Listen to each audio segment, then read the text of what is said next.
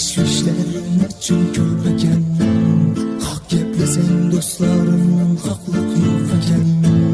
Dostlarından düşmanından dümdüm bəsəkən Allah bilsə buldun o mərd işi qast əkən Bu dünyanın təşvişlərin üçün köpəkən Haqq gəpləsən dostlarından haqlıq yox əkən Dostlarından düşmanından dümdüm bəsəkən Allah bilsə buldun o mərd işi qast əkən